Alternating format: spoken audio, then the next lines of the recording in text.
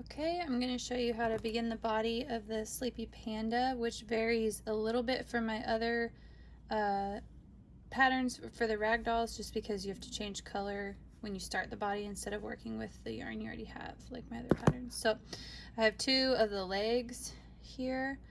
Just kind of start to press them down so that the stitch marker you added is straight out in front of you, and that'll help the feet be going straight forward instead of turned out or turned in.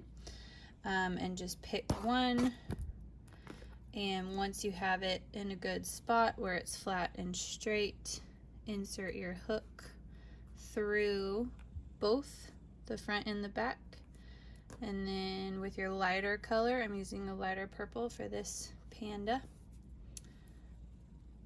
pull up the new loop. I leave plenty of tail just because I like to have a lot to work with to weave it in later. And then you'll chain one. So now that's how you cast on. And now we're going to go back into that same stitch we just worked and do a regular single crochet.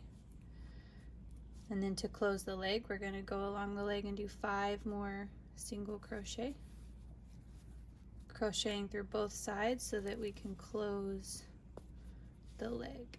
If you've already woven in these ends from finishing the legs, that's fine. Or if you're like me and you want to wait till the end to do all the ends, wait till the end to do the ends, that's fine too. So that was 3, 1, 2, 3, 4, 5, 6. So the toes are facing out right now. It's looking like that. That one's closed. Oh, I missed a stitch. Hold on. I missed that one.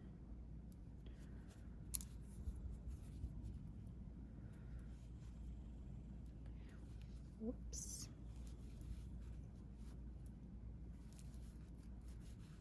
3, 4, 5.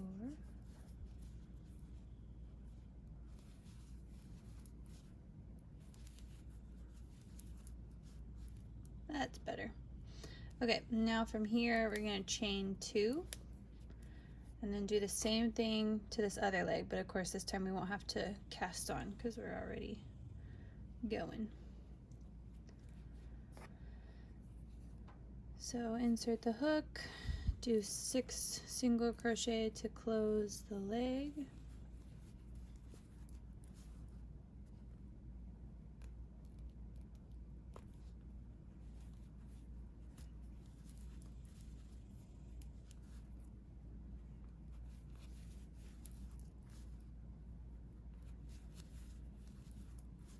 One more.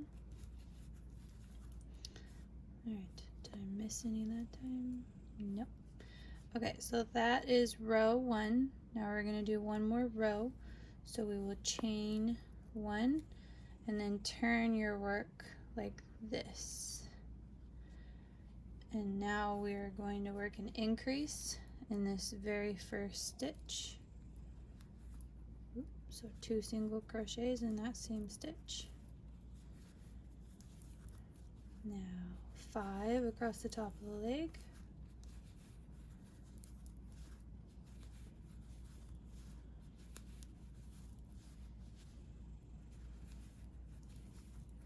Now 1 in each of these chain spaces.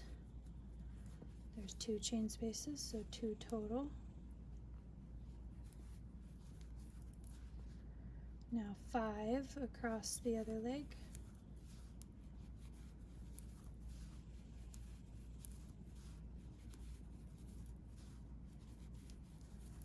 Now there should be 1 stitch left, and we'll do an increase in this stitch. Now we will start working in the round. Okay, that was working in rows. So chain 1, and again turn your work the same way as you did before, this way.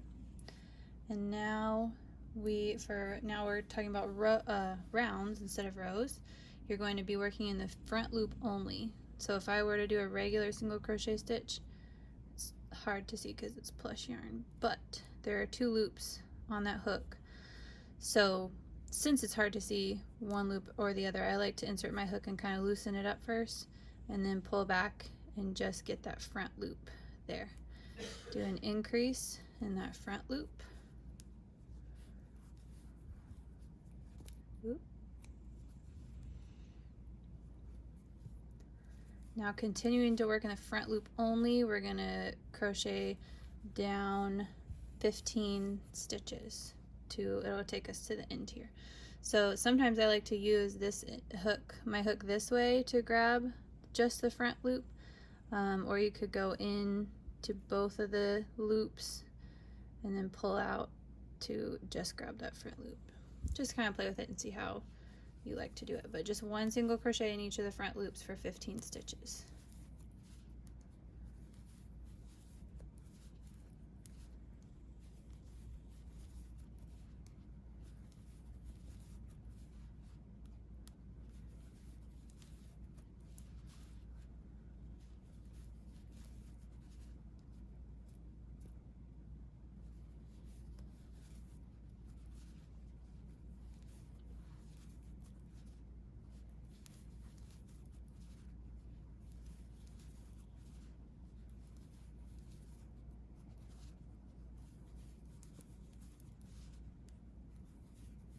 That was 14. I'm going to show you this 15th one kind of hides.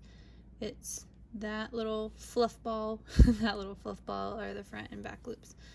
So for this one, I really like to go in there and try to stretch it out a little bit because we're going to need that back loop here in a second. So once you kind of work it a little bit, then go back and just grab that front loop for the 15th stitch. Now you want to imagine we worked in the front loop around here. We're going to go around to the back loop and work to make a circle to set up the body. So now just kind of tilt your work this way so that now the back loops are exposed for you to work into. They will look like the front loops now because we flipped the body around, but they're the back loops of round 3. So that this first one really likes to hide. That's why I suggested you know, wiggling it up.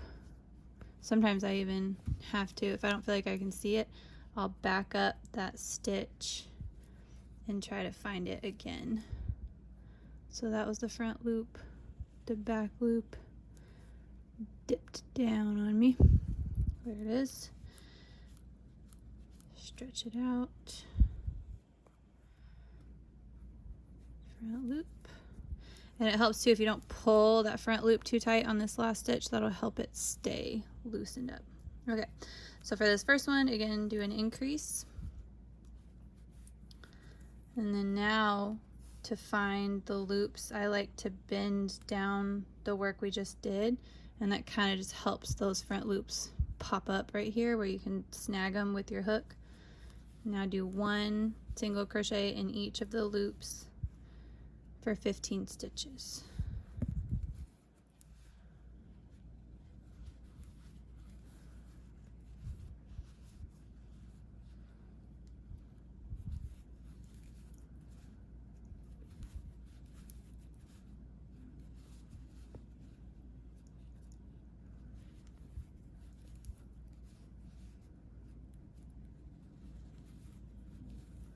There's 7, 8,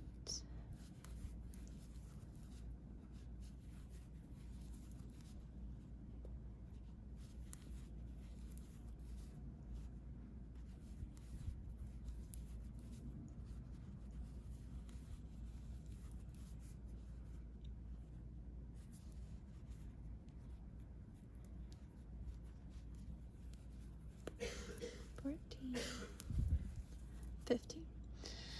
Okay, so now there's a little flap going on, which is good. That's how we're going to start to make the body more circular. So you can take out these stitch markers since your feet are facing the same way and continue on with the body with round 4. So insert your stitch marker right there, and then now you're just going to be working in a spiral like normal. So insert it into that hook. First stitch is an increase. So increase, and now you're working through both loops. You're done with working in only one loop. And then continue on with 16 single crochet all along and follow the pattern from there. And again, you'll just keep working in a spiral around like this, so you will be rotating the body around as you go around in your circle.